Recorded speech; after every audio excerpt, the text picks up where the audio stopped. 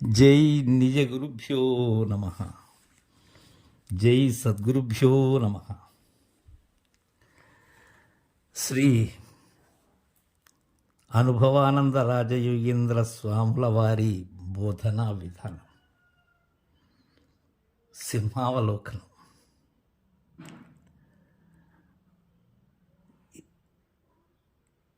గురు ప్రార్థనతో మనం ప్రారంభించుకుందాం.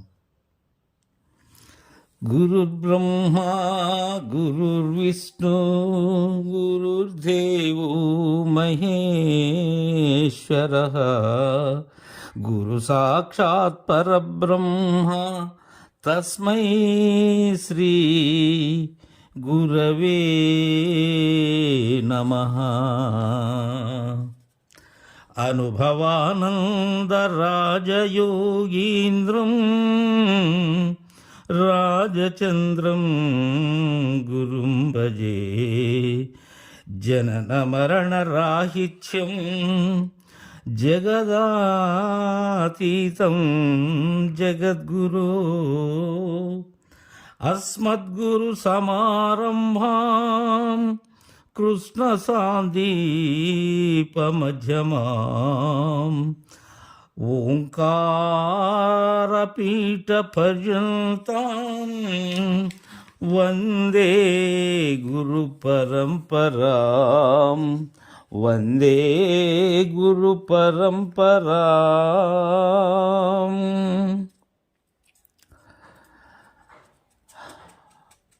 పూజ్య మద్గురుదేవులు శ్రీ అమలాంబ సమేత అనుభవానంద రాజయోగీంద్ర ప్రభుస్వాముల వారి దివ్య చరణార విందములకు, శ్రీ సమరసాంబ సమేత నిర్మలానంద ప్రభుస్వాముల వారి పద కమలములకు ద్వాదశి వందనములు సమర్పించుకొనుచు మనం నేటి నుండి అనగా విశ్వావసునామ సంవత్సర దక్షిణాయన హేమంత ఋతు పుష్యమాస శుక్లపక్ష విజయ ఆదివారం సరియగు 2025 సంవత్సరం డిసెంబర్ నెల 21వ తేదీ నుండి శ్రీ అనుభవానంద రాజయోగీంద్ర ప్రభుస్వాముల వారిచే నేను విన్ని కన్నటువంటి బోధనా పద్ధతి, అదే విధముగా పూర్వాచార్యులైనటువంటి మహనీయుల ద్వారా వారి సాహిత్యం ద్వారా నేను అంది పొందిన పద్ధతి, నేటి సమకాలీన అచల పరిపూర్ణ రాజయోగుల ద్వారా వారి ఆచరణను, వారి బోధనా విధానాన్ని ఎలా ఉంటుంది ఈ పరిపూర్ణ బోధ, ఈ శివరామదీక్ష సిద్ధాంతం అనేది ఏంటి, మిగిలిన సిద్ధాంతములకు దీనికి ఉన్న వ్యత్యాసం ఏంటి అనేటువంటి విషయాలను ఆమూలాగ్రంగా ఆశాంతము నేను గ్రహించిన మేర గురుదేవులను మదీయ హృత్కమలమునందు అధిష్ఠింపచేసుకొని గురు మేల్కలో గురు సేవగా మీతో ఈ భ్రాంతిరహిత విధాన బోధన సింహావలోకనంగా మీ ముందు ఉంచాలి అనేటువంటి తలంపుతో గురుసేవగా భావించి చేస్తున్నటువంటి ఈ కార్యక్రమాన్ని మీరు అంటే విన్నటువంటి వారు, మహనీయులైనటువంటి గూఢార్థము ఎదిగినటువంటి వారికి ఇలాంటివి అవసరం లేదు. నాలాంటి వారు ఎక్కడైనా బోధనా విధానంలో ఏవైనా నాకు తెలియకుండా క్రమము తప్పినట్లయితే అది సరి చూసి సరి చేసి నా మదికి అద్దగలరని ప్రార్థిస్తున్నాను. ఇక్కడ నా అంతరంగం ఏంటంటే, నేటి కాలంలో సాంకేతికంగా చాలా ముందుకు వెళుతూ ఉన్నాం. మహనీయులైనటువంటి వారు వివిధ రకములైనటువంటి మాధ్యమాల్లో అచల పరిపూర్ణ ప్రబోధ కావిస్తూ ఉన్నారు. వారి గురుదేవుల యొక్క కరుణతో వారు అందినటువంటి విధానంలో అందరూ కూడా గురుసేవగా భావించి తెలియజేస్తూ ఉన్నారు. ఇక్కడ మనకు తెలియకుండానే బోధలో చాలా కారణం ఏంటంటే, ఒకరు చెప్పేటువంటి విధానానికి, ఒకరి బోధనా క్రమానికి, వేరొకరి బోధనా విధానానికి సరిపోలటం లేదు. ఇది అంతా శివరామ దీక్షితుల పద్ధతి. ఆ మహనీయుడు మనకు అందజేసినటువంటి సిద్ధాంతం. దానిలో ఇంతటి భిన్నమైనటువంటి భావాలు, భిన్నమైనటువంటి అభిప్రాయాలు కృష్ణప్రభు మహనీయులు రచించినటువంటి కందార్థములు కానీ, కందపద్యములు కానీ, వాటిలో ఎందుకు ఒక్కొక్కరు ఒక్కొక్క విధమైనటువంటి భావాలతో ముందుకు వెళ్తున్నారు? ఒక్క రకంగానే కదా ఉండాలి ఏ సిద్ధాంతమైనా. అయితే ఎందుకు అలా మనం తీసుకోగలుగుతున్నాం? ఎక్కడ ఉన్నది తేడా? మన గురువులు మహనీయులైనటువంటి వారు బోధించినటువంటి క్రమం సరిగా ఉన్నది. కానీ నేను దానిని సక్రమంగా అవగాహన చేసుకోలేక ఉన్నది ఉన్నట్లుగా చెప్పలేకున్నాను. దానికి ఎన్నో రంగుల అద్దాల్సిన పరిస్థితి ఏర్పడుతుంది. అలా కాకుండా ఏదైతే మన పెద్దలు మనకు తెలియజేశారో, ఈ బోధనా క్రమం ఎలా ఉండాలి, ఎలా తెలియచేయాలి, దీనికి అధికారులు ఎవరు, అనధికారులు ఎవరు అనేది మనకు సిద్ధాంతకర్తలే తెలియజేశారు. 26 మందిని అనధికారులుగా వారు గుర్తించారు. అలానే దీనికి అధికారులైనటువంటి వారిని కూడా సిద్ధాంతకర్త మనకు తెలియజేశారు. అయితే నా విజ్ఞాపన ఏంటంటే, ఈ బోధను సూచన చెయ్యగానే కనుక్కునే వారికి చెప్పమన్నారు అంటారు సిద్ధాంతకర్త.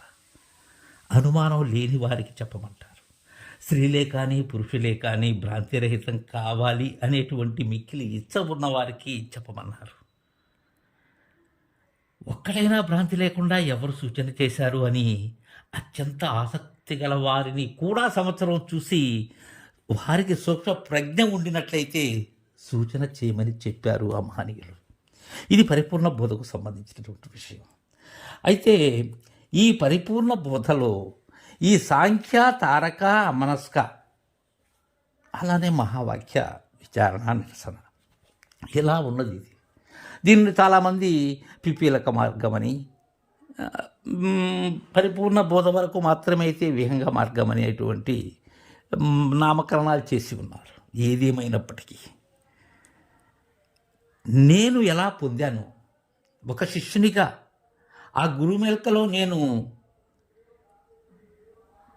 శివరామ దీక్షిత బోధనా పద్ధతిని ఏ విధంగా అందుకున్నాను అనేటువంటి విషయాన్ని ఒక్కసారి సింహావలోకనం చేసుకోవాలి అనేటువంటి తలంపుతోనే ఈ చిరు ప్రయత్నం. ఇక్కడ నేను ఏదైనా సిద్ధాంతానికి భిన్నంగా ఉన్నట్లయితే, పెద్దలు ఆచరించినటువంటి విధానం ఆ పథం కాకుండా పథాన్ని మారినట్లయితే తెలియచేయండి. ఈ బోధ ఎవరికి చెప్పాలి? పెద్దలంతా కూడా అన్యోన్య దర్శనం ద్వారా కానీ ఎన్నో విధాలుగా తను ఆశ్రయించినటువంటి వారికి ఈ బోధ చెప్పాలి అనేటువంటి భావన మనందరికీ కూడా తెలియజేసి ఉన్నారు. అందరికీ తెలిసిన విషయం. అయితే గురువుని ఆశ్రయించినటువంటి భక్తుడు, లేక పూర్ణ బోధాధికారిని ఆశ్రయించినటువంటి భక్తుడు, ఏ భ్రాంతి లేకుండా వచ్చినటువంటి వారు మన కడక రావటం అనేది చాలా అరుదు. ఎందుకంటే 12 సంవత్సరాల లేప్రాయంలో గురువు చెంత చేరేటువంటి ఆశ్రమ విధానాలు ప్రస్తుత కాలంలో లేవు. దైనందిన జీవితంలో ఎన్నో వారి గృహ సంబంధమైనటువంటి విషయాల్లో తలమునకలై మనోప్రశాంతత కోసం భిన్నమైనటువంటి మార్గాలను వెతుక్కుంటూ ఉన్నాడు నేటి ఆధునిక మానవుడు. అలాంటి వారికి ఆనాడులాగా గురుసేవ అనేది గురువు చెంత 12 వర్షములు సేవ చేయటం అనేది ఆనాటి కాలానికి, ఎందుకంటే వారు 12 సంవత్సరాలు వచ్చినప్పుడు గురువు దగ్గరికి వెళ్ళి 24 సంవత్సరాల వరకు గురు సేవ చేసి తర్వాత ఉన్న యథార్థాన్ని తెలుసుకొని తను ఆశ్రయించినటువంటి శిష్యులకు ఈ బోధ తెలియచేయటం అనేది ఇది గురు శిష్య న్యాయం, గురు శిష్య ధర్మం. కానీ ప్రస్తుత పరిస్థితి అలా కాదు. అయితే ఈ బోధ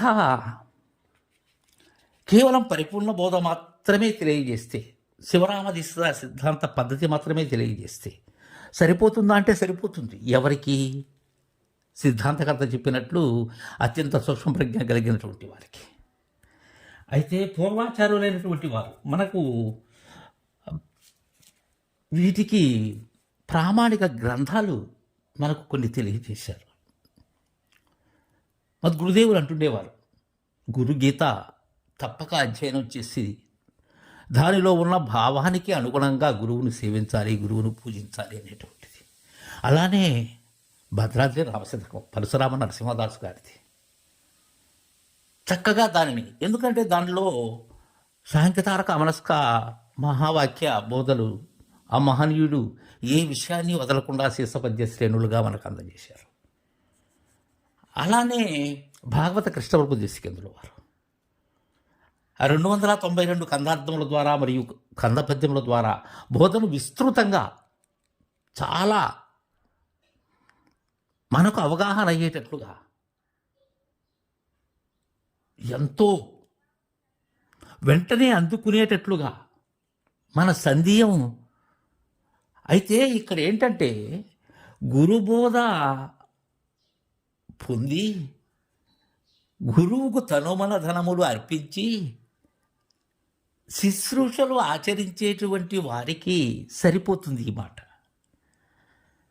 అవన్నీ కూడా కందార్థములు కానీ ఏ గ్రంథమైనా, ఏ పూర్వాచార్యుడు రచన అయినా సరే, మన గురుదేవుని వాక్యం, మన గురుదేవుని సంజ్ఞ, మన గురుదేవులు అందించినటువంటి బోధనా పద్ధతి అది ముందు ఉండాలి. అది లేకుండానే కేవలం గ్రంథాన్ని పట్టుకుని ఊగులాడినంత మాత్రాన అది కుదరదు. చక్కెర అది ఎంత రాసి చక్కెర నగానే ఆ తీపిదనం తెలియనట్లుగా. దీనికి ముఖ్యంగా సంశయరహితము అనేది కావాలి. నేను నా స్వీయ అనుభవంలో చెప్తున్నాను. నిరంతరం ఎవరో ఒకరు ఫోన్ చేస్తూ ఉంటారు. ఏమని? ఫలాని కందార్థం ఎలా తీసుకోవాలి, ఫలాని వాక్యాన్ని ఎలా తీసుకోవాలి అనేటువంటి విధానం. సంపూర్ణమైనటువంటి సంశయ నివృత్తి కావటం అనేది అంత సులభమైనటువంటి విషయం కాదు. కీలు తెలియనట్లయితే, కీలు తెలిసినట్లయితే అసలు సంశయమే లేదు. కీలు తెలియక పూర్వమే ఈ భిన్న భిన్నమైనటువంటి స్వరాలు వినిపిస్తూ ఉంటాయి. ఇక శిష్యులకు ఎలా బోధించాలి? వారి అంతరాన్ని ముందు చదవగలగాలి. అలానే గురువు యొక్క అంతరాన్ని కూడా శిష్యుడు చదవగలగాలి. గురువు యొక్క ఎన్నిక సక్రమంగా ఉండాలి. గురువు ఎన్నిక సక్రమంగా లేనట్లయితే, అహం సహితమైనటువంటి గురుతరి మనం చేరినట్లయితే సమయము వృధా, జన్మము కూడా వృధానే అవుతుంది. ఎందుకంటే వారి అహంకారమే మనల్ని ఆవహిస్తుంది. గురువు శిష్యుడు అడిగినటువంటి సంశయాన్ని నివృత్తి చేయగలిగినటువంటి సమర్థుడై ఉండాలి. అసమర్థులైనటువంటి గురువులు అంటే ఎందుకంటున్నానంటే అసమర్థులని, వారు సంపూర్ణంగా గురుసేవ చేయక గురువు ద్వారా ఉన్న గురి ఏదైతే ఉన్నదో దానిని కాంచక అది తెలిసినట్లుగా నటించటం, ఇది దోషపూరితమైనటువంటిది. ఇక పూర్ణ బోధాధికారం వల్ల మేము గురువులము అయ్యాము అనేటువంటి భావన అసలు అది సమంజసమే కాదు. గురువు అవ్వటము అనేది ఉండదు, శిష్యుడు కావటము అనేది ఉండదు. ఎందుకంటే ఎవరైతే మనల్ని ఆశ్రయించి వారికి ఉన్న సంశయం ఏదైతే ఉన్నదో దానిని మన ముందు ఉంచినటువంటి వాడు శిష్యుడు. ఉంచినటువంటి సంశయాన్ని ఇక మళ్ళీ అది మొలకెత్తకుండా నివృత్తి చేయగలిగినటువంటి వారు గురువు. అంతేగాని అధికార పత్రాలతో గురువులు కాదు, ఆశ్రయించిన వారంతా శిష్యులు కాదు. ఆ ఆ కూడిక వారిద్దరికే ఉన్నది. ఆ అన్యోన్యత వారి మధ్య మాత్రమే ఉన్నది. నేను చెప్పబోయేటువంటిది ఈ పరిపూర్ణ బోధనా పద్ధతి, ఇది ఆశాంతము కూడా. అసలు శిష్యునికి బోధనా క్రమం ఎలా ఉండాలి, శిష్యుడు ఎలా గురుదరి చేరాలి అనేటువంటి దగ్గర నుండి గురు శిష్యులు అనే మాట లేనటువంటి విధానం వరకు సింహావలోకనం చేసుకోగలగాలి అనేటువంటి చిరు ప్రయత్నం గురుసేవగా. వీలున్నంత వరకు పెద్దలైనటువంటి వారు మనకు అందజేసినటువంటి బోధన, వాటిని ఒకసారి నెమరు వేసుకోవటమే. నెమరు వేసుకుంటూ ముందుకు సాగుతూ నన్ను నేను మేల్కొల్పుకుంటూ నేను మేల్కలో ఉండి ఇది తెలియచేయాలి అనేటువంటి చిరు ప్రయత్నం, అలానే చిరు సాహసం కూడా. ఇప్పటి వరకు అనేక గ్రంథాలను వ్యాఖ్యానాలు చేస్తున్నాను, కానీ ఇది అలాంటిది కాదు. దీనికి ఏ గ్రంథము కూడా ఆసరా లేదు. దీనికి ఆసరా మద్గురుదేవుని వాక్యము, మద్గురుదేవుని బోధన మాత్రమే. అవి శివరామ దీక్షిత సిద్ధాంత సాంప్రదాయబద్ధంగా ఎక్కడ కూడా చిన్నిపాటి తొట్రుపాటు లేకుండా ఏదైతే తెలుసుకున్నానో, ఏది తెలుసుకుంటే ఇక తెలుసుకోవలసినది ఏదీ లేదో, అలాంటి తెలుసుకున్నటువంటిది ఏదో అది తెలివి మీరి తెలియచేసేందుకై ప్రయత్నిస్తాను అని మీకు తెలియజేస్తూ, రేపటి నుండి ఈ బోధన ఎలా చేయాలి అనేటువంటి దానితో ప్రారంభించుకుందాం. మీరందరూ కూడా మీ అందరి శుభాశీస్సులు తెలియచేయాలని కోరుకుంటూ, అదేవిధంగా ఈ కార్యక్రమానికి కోరిన వెంటనే చక్కని స్లైడ్ తయారు చేసి అందజేసినటువంటి అచల పరిపూర్ణులు శ్రీమదచల రేనాటి వీరనార్యుల వారి ప్రియ శిష్యవరేణ్యులు శ్రీ దిండుకుర్తి రమేష్ స్వాముల వారికి ద్వాదశి వందనాలు తెలియజేస్తున్నాను. అలాగే ఈ కార్యక్రమానికి ప్రోత్సహించినటువంటి శిష్యులకు, ముఖ్యంగా శ్రీమతి మోసా రాజశ్రీ గారికి, అందరికీ కూడా గురుదేవుని ఆశీస్సులు తెలియజేసుకుంటూ, జై సద్గురు.